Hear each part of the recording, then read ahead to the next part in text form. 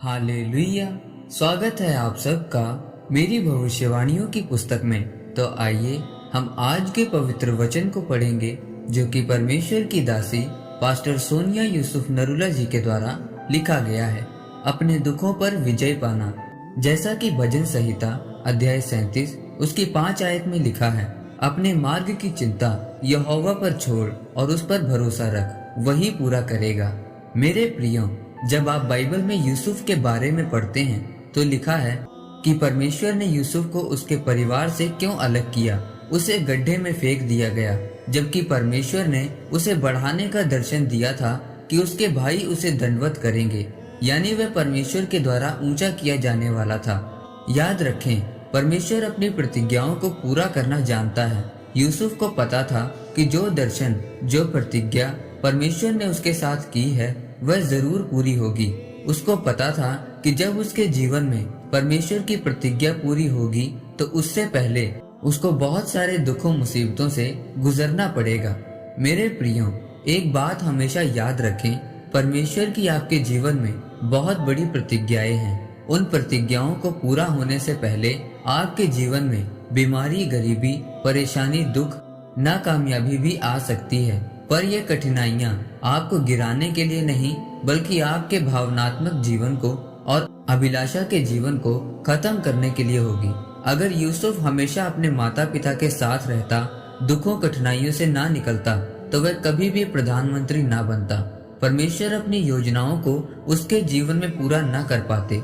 उसी तरह से मूसा अगर अपने माता पिता से अलग होकर फिरौन के भवन में ना पहुंचाया जाता तो हो सकता था कि उसके अंदर अपने लोगों को मिस्र देश की गुलामी से छुड़ाने की लालसा न होती।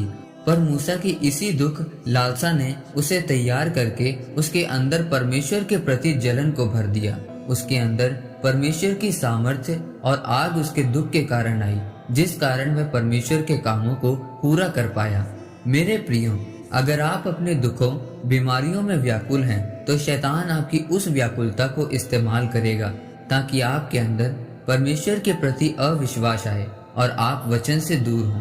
पर जैसे ही वह आपको परमेश्वर के वचन पर अड़ा और खड़ा देखेगा और यह देख लेगा कि आपके दुख, कठिनाइयां आपकी अगुवाई नहीं कर रहे, बल्कि एकमात्र परमेश्वर आपकी अगुवाई कर रहा है, तो शैतान की पकड़ आपके जीवन से छूट जाएगी। इसीलिए आज आपको विश्वास में बढ़ने की जरूरत है, क्योंकि जब आप विश्वास में बढ़ेंगे तो आपका ध्यान अपने दुखों की ओर नहीं, बल्कि परमेश्वर और उसके वचन की ओर होगा। जब आप परमेश्वर की आत्मा को अपना बॉस बनाते हैं और पवित्र आत्मा की अगुवाई में चलते हैं, तो फिर आप अपने दुख, बीमारी, गरीबी और कठिनाइयों पर विजय प्राप्त करने में कामयाब होते हैं। जब आपकी आत्मा आपके शरीर की अगुवाई करती है तो आपके जीवन में आशीष आनी शुरू होती है। फिर परमेश्वर आपको आशीष का स्रोत बनाते हैं ताकि आपके द्वारा दूसरे लोगों के जीवन में भी आशीष आए।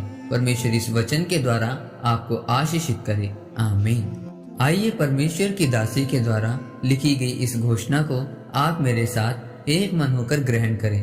सर्वशक्तिमान परमेश्वर के नाम में मैं घोषणा करता हूँ कि जो लोग इस वचन को पढ़ें या सुने, उनके जीवन में से हर एक दुख, कठिनाई जाए और इनकी आत्मा इनके शरीर पर अगुवाई करे, प्रभु यीशु मसीह के नाम में। आमीन। परमेश्वर आप सबको आज के वचन के ऊपर मनन करने के द्वारा आशीषित करे। आमीन।